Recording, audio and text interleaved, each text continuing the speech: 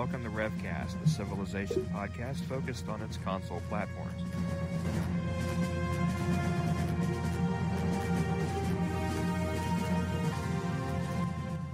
I'm Joe B. Reeves. Grayson. L. Thrasher.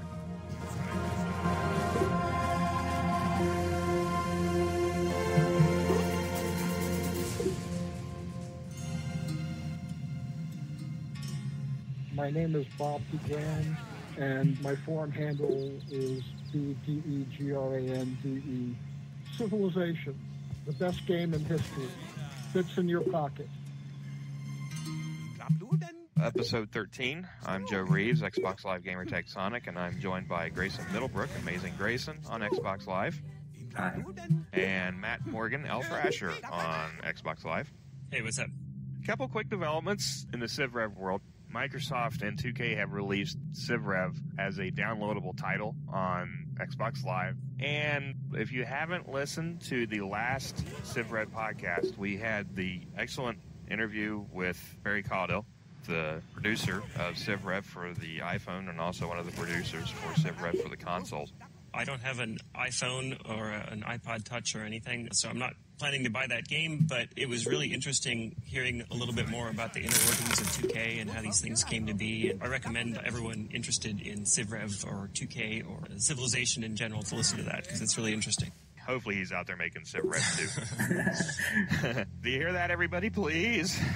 I hope so. My wife doesn't.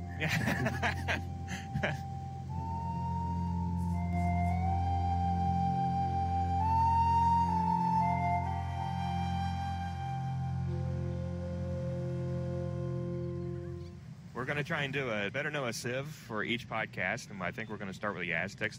The format is how do you start, how do you play, and how do you finish? The best way to finish with the Aztec Civ. When you look at the bonuses, they start with 25 gold. Their units heal automatically. Important to note that it's only after a victory. If you retreat wounded, you'll stay wounded. Definitely. Obviously, that trait stays with you throughout the history of the game as well. It's not like a short-term bonus, or it's not for particular units. It's for all units throughout the game. Yes, indeed. Also, they get temples produce 3 signs in the medieval era. The industrial, they get half-price roads, and in modern, they get 50% gold reduction.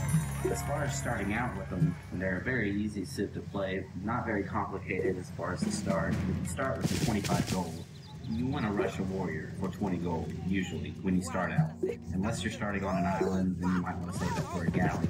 It's kind of rare to start on an island, but typically, you're saying 25 gold, that's not a lot at the start. Well, that's a head start. That's a 3-turn head start on everybody as far as exploring. Plus, you have the auto heal, and so you're going to explore a whole lot faster.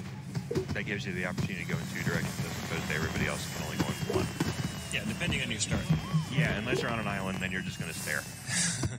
In the first 5 turns of the game, the barbarians, if you see only 1 flag, that means it only takes 1 battle to kill the barbarians. If you see 2 flags, it's going to take 2 battles, or however many flags, that's how many battles. In the first 5 turns, all the barbarians usually only have 1 flag. If you can make it to a barbarian village in those first 5 turns, that's just more quick gold.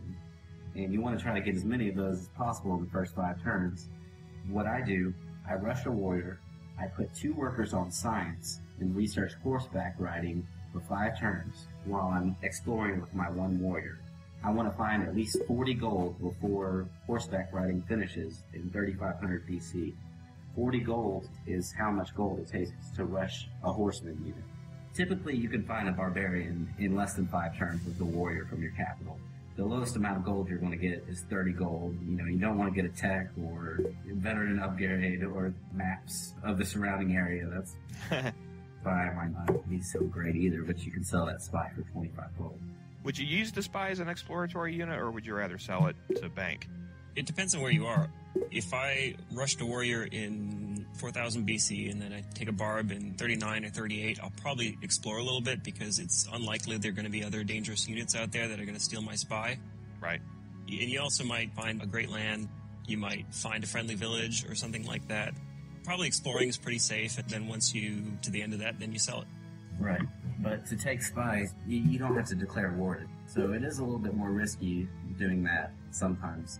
But typically, you know, I'll move it around for a turn or 2, looking for great lands, exploring, but I sell it There's not much good use in the ancient era for it. Also, sites have 2 movements, so you can always just move it 1 tile and then sell it. Try and get 1 bonus out of something. Right. Or just explore a little more of the map. Right. When you're online, do you see people typically taking Aztec civilizations because they're somewhat easy in the early game, or is this one of the civs that you're going to run into more often than not? Most definitely. I see them a lot, yeah.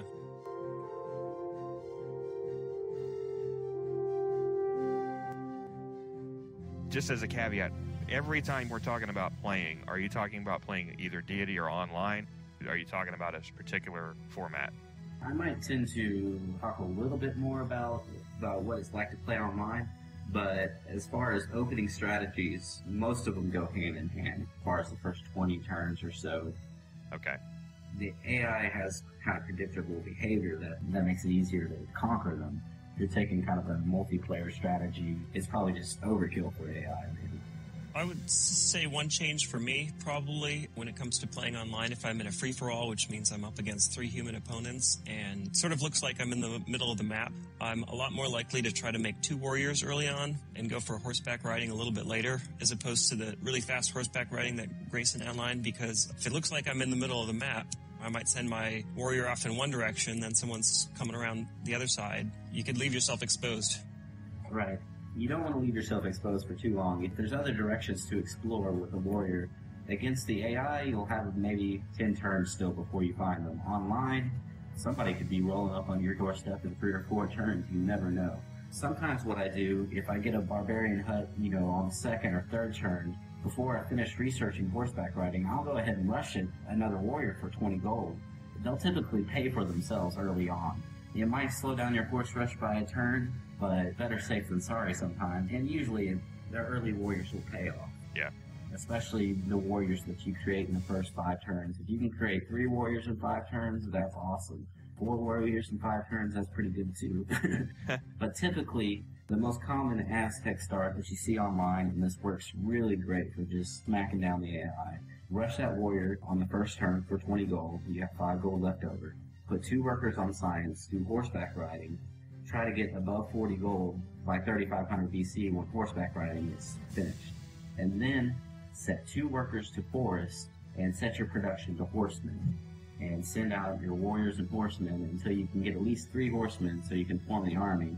You want to go out and find more gold to get the horse army as quick as possible.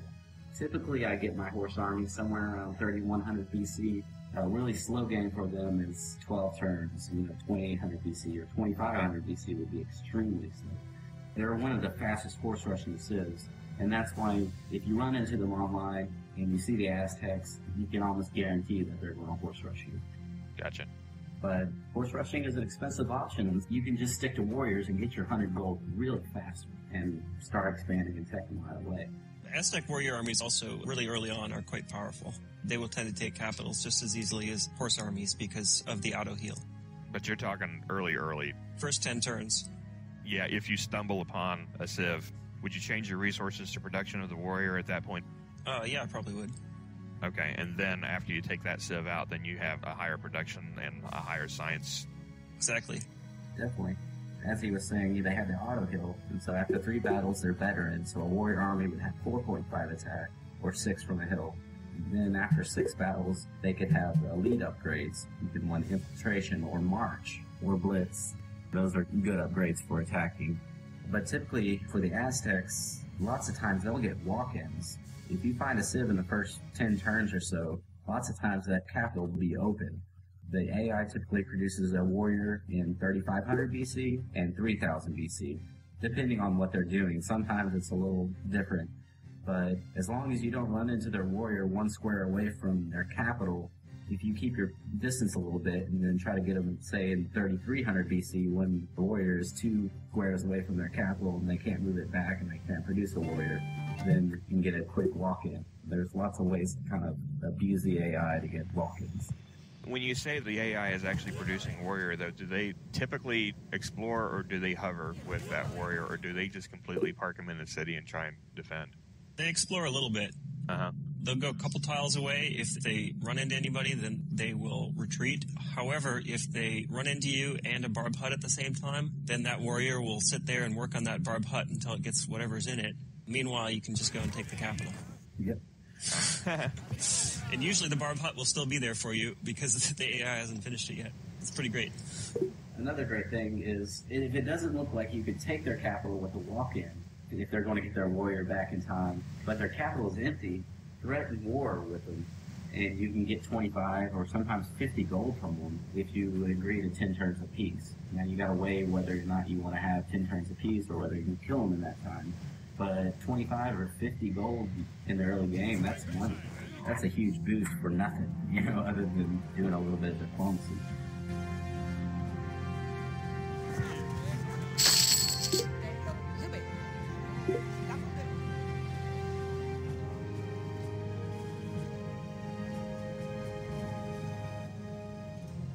Now, we've destroyed the first city. We've taken over the first civ that we've run into. But by the time you find your second civ, let's say they're a slight distance away, this is the problem with my opening. The AI has had a chance to actually form a defense at that point. How do you take advantage of the Aztecs to storm the second city, who should be well defended if they're any distance away? Well, if they have an archer army up already, then you probably can't take the city.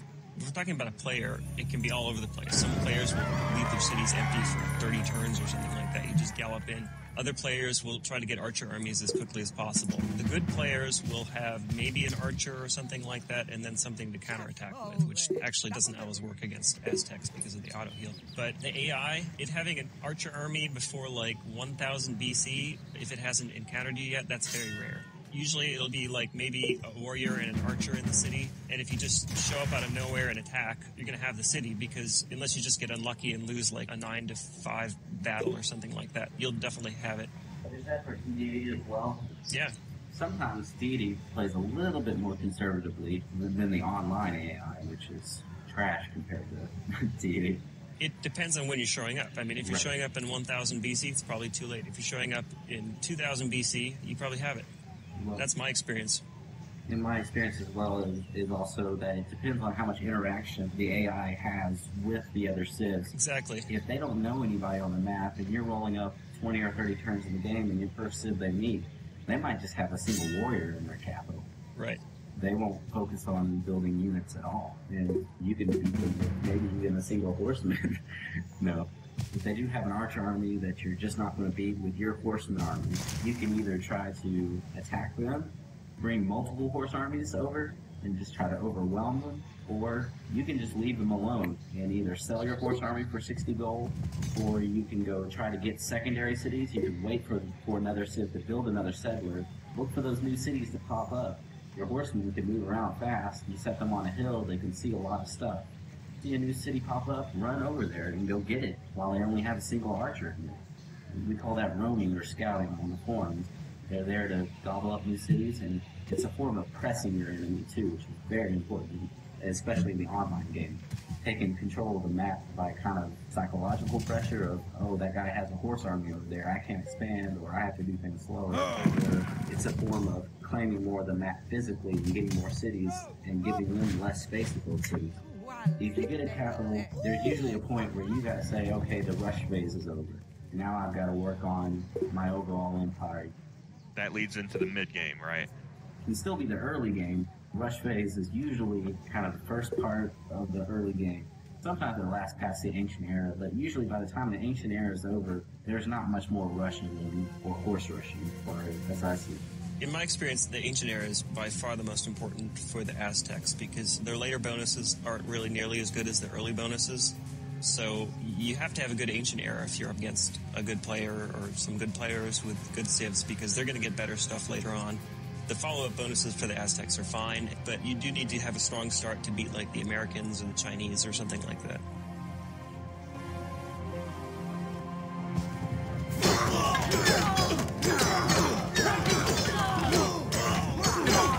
Information about Rev, shows, and manga, log on to the series' official website, polycast.net. Record date October 18th, 2009. Civilization Revolution Sounds, clips, copyright Take-Two Interactive. Copyright 2009, Civilized Communication at civcom.net.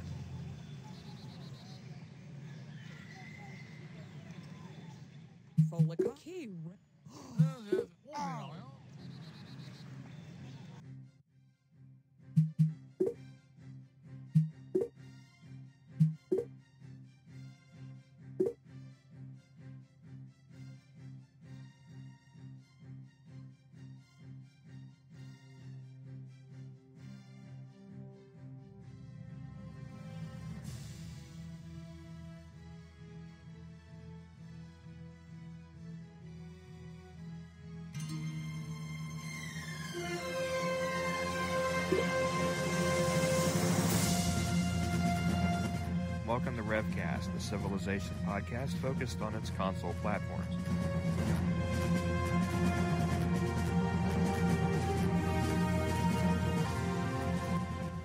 I'm Toby Reeves. Grayson. El Thrasher.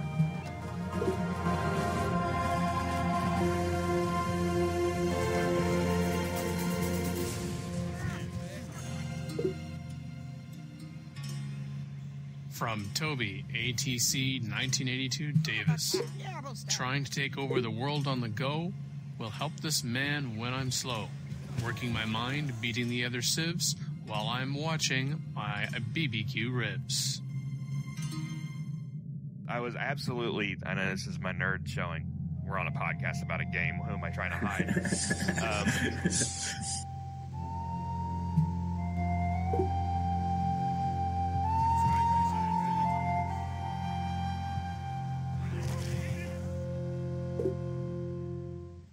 Aztecs have decent bonuses, but they're not really the best at any kind of the non-domination factors. Well, I was going to ask about that, because medieval, you get the +3 science on temples, but is that not a significant bonus that you should go for, or should you just concentrate on just the healing ability of all of your warring units? Well, it's kind of cool in that nobody else gets something like that. If you find the Ark of the Covenant after you have a few cities out, like maybe 7 cities, then you're going to be in really good shape. But it's not as good as some of the other Civs bonuses. And no matter what I'm playing, I'm never building temples in medieval, so a bonus like that's kind of wasted on me. Gotcha.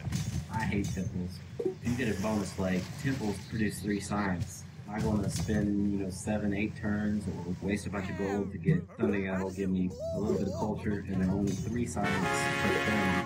It's not really that great of a bonus, and it's sad that it comes at that point in the game when you really shouldn't hammering out any temples or rushing medieval gold.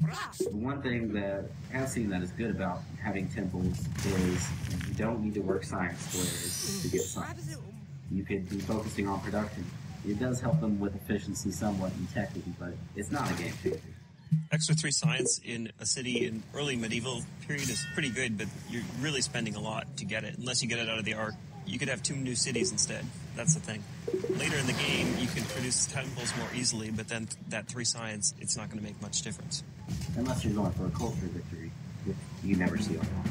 Really, then, when it comes to the Aztecs, the mid-game isn't necessarily that different from the opening game. It's just you're not doing the rush. You're just doing the calculated stuff.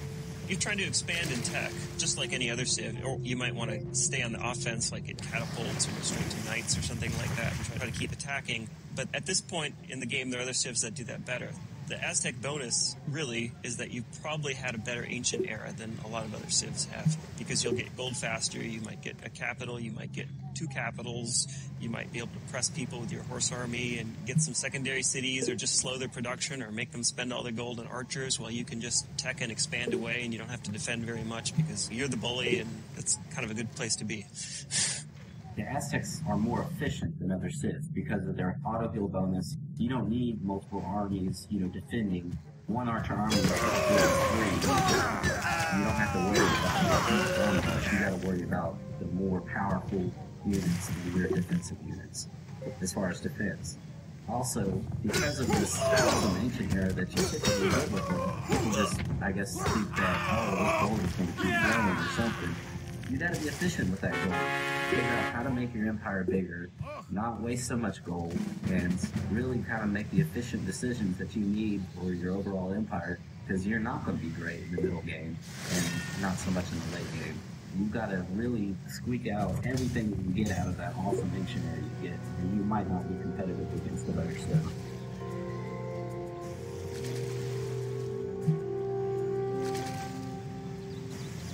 They also get half-price roads, the Aztecs do in the industrial, but... I know you guys are down on roads.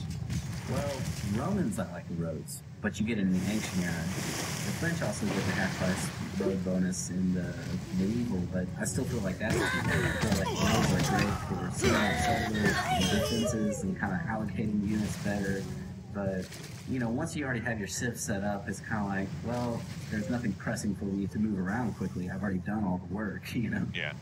I bet I build an average of about one road every 20 games. Oh, wow. So it's not really much of a bonus. It's more of a tactical bonus. Bring a settler out close to an enemy capital and you plop down a city. And then you have a road, a centrally located road where a lot of your cities can access. And then you just start flooding units into that city. That's a tactic that can sometimes work, sometimes not. But in industrial, you're getting close to getting steam power. So... Yeah. It's probably better just to go by sea. Yeah.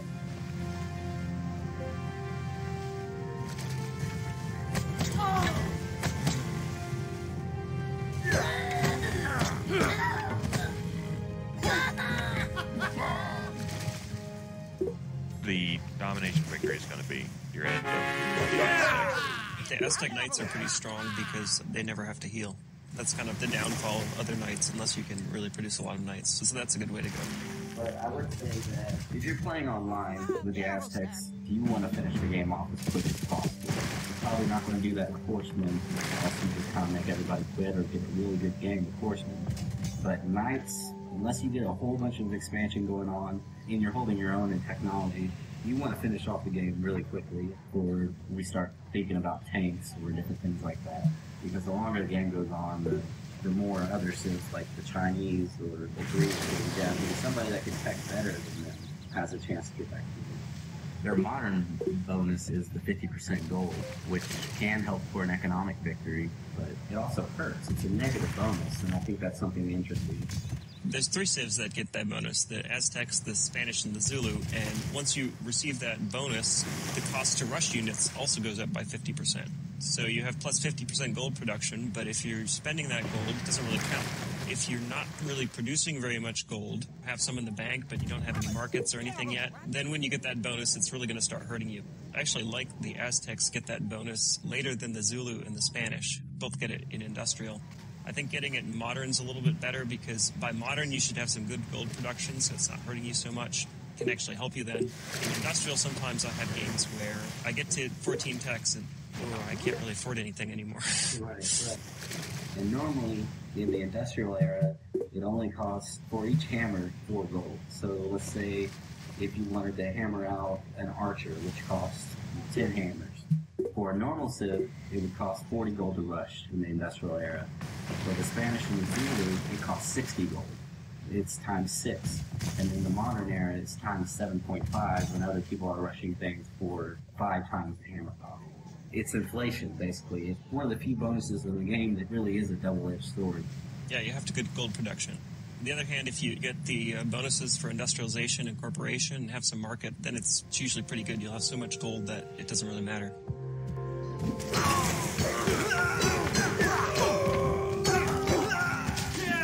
Taking on the Aztecs online or really just how to defend against the Aztecs overall? I mean, the first thing you need to do is not get killed by them. That's a good start. Because a lot of times they will have better units or more gold. In the ancient era, countering an Aztec horse rush can be kind of difficult. If you're up against someone who's maybe not so good, just having an archer army is probably going to help you out because probably attack, he'll see the archer army, he'll retreat, then hopefully you can kill the horse army and then you can just go about your business. If it's a stronger player, if he gets to you really fast, you're just going to have a tough time defending. You might have to have a bunch of individual units and let them kill them over and over again until you can form an army. If it's a non-veteran horse army coming at you, you have a warrior army fortified, that'd be 6 versus 7.5, and maybe you can win that battle. It's a tough deal when you don't have archers, you don't even have bronze working yet, and you see that Aztec horse army coming, they're probably going to win a lot of battles against you, and you're going to have to figure something out. Yeah, the other tough thing is that horse army will never be wounded. A lot of times with other civs, if you get horse rushed, you can wait for it to be wounded and then counterattack with a warrior army or maybe even an archer army, and then you can probably kill it. But the Aztec army, if it's sitting in a forest or whatever, you have 6 defense, which is really tough to deal with in the ancient era. I will say that if you are running into the horse rush, if you sit down in your capital and just kind of bog down on defense and then just out of fear for the horse rush, or if they are actually coming for you, that can really set you at a disadvantage. You're not doing anything but creating defense early on. You're not going out and getting gold. You might be wasting gold on units, and you won't have time to grow or tech. But the Aztecs just spent all that time building a horse army, and so their capital is probably weak. And so if you can figure out a way to get around, then they're not going to have archers. But even sometimes a single warrior on a boat can sail around and just drop into their empty capital. They should be weaker than you are probably on defense if they're force rushing. A horse army will almost always kill another horse army, so that's a good way to go. So that's a tactical battle, horse army versus horse army. Who's going to get the fight in first? Whoever attacks wins. Yeah. Better use your land. If it's flat plain versus flat plain. Yes, you use your land. That's an excellent point. Hang out on a hill and wait for it to show up and then attack. Yeah. You gotta use some cunning, you know? I mean, you gotta be one step ahead and wait till they've moved their units and then go for them, as far as the online game goes.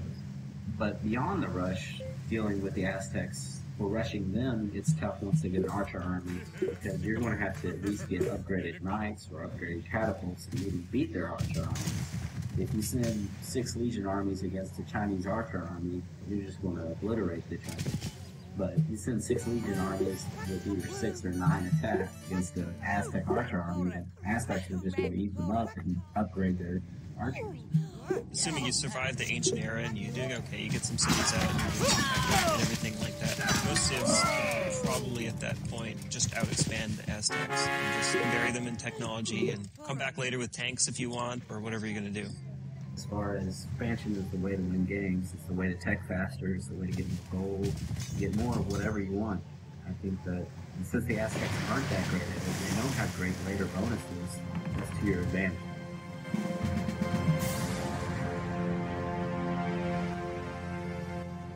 Now for the achievement of the month, I think the first one we want to do is one of the most popular ones. Trying to create a 200 production city. Is there a particular civ? Is there a particular era? Well, the era is probably going to be modern most of the time. Getting 2 in production in industrial would be pretty impressive. Any civ can do it. I would recommend either the Mongols or the Americans. The Mongols because they get +2 mountain production, or the Americans because they get triple factory production. Basically what you need is you need a city settled next to mountains, an iron mine and a factory, and maybe communism as well. You might need a courthouse in order to have enough things to work. You need to make sure your workers are on those mountains, and you should have the 200 production. If you're still a little bit short, could research future technology, which is the last technology in the game, because the first time you get it, you get +1 production to every production resource. But also picking up production bonuses like the +1 from engineering and the +2 from railroad. The factory also applies to it. Oh yeah, but then the factories.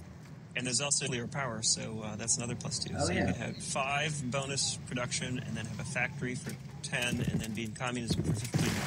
And that's without even working the power. Probably need to have something like 12 to 15 population. If you have more than that, then you're going to be pretty good. Yeah, but for the Americans, they get triple factory production. That's ridiculously powerful. But definitely, it's probably going to take you well into the modern era to get it sometime. The only bonus that Americans have towards this is just factories triple production. The rest of it you have to rely on the lay of the land and also your government. But they have a broken bonus as well. Oh, really? We'll talk about that. Well, when we hit the Americans.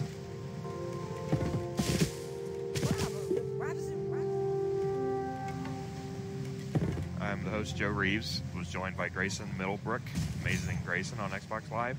See ya. And Matt Morgan, El Thrasher on Xbox Live. See you next time.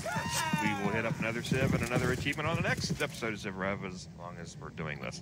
If you have any particular Civs you want to hear from, or if you have any particular achievements you want to try and hit, these two guys are the guys to achieve them. These two guys know their Civs inside and out, so feel free to call or email us. Information is on the podcast page. Or we could talk about our user-created achievements about, get a BC economic victory or a BC cultural victory. We'll leave those for the advanced classes. Oh my god. Oh, come on.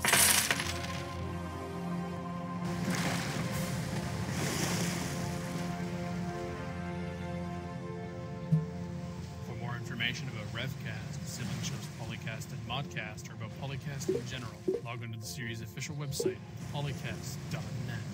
Record date, October 18th, 2009. Civilization Revolution Sounds, clips, copyright, Take-Two Interactive. Copyright 2009, Civilized Communication at civcom.net.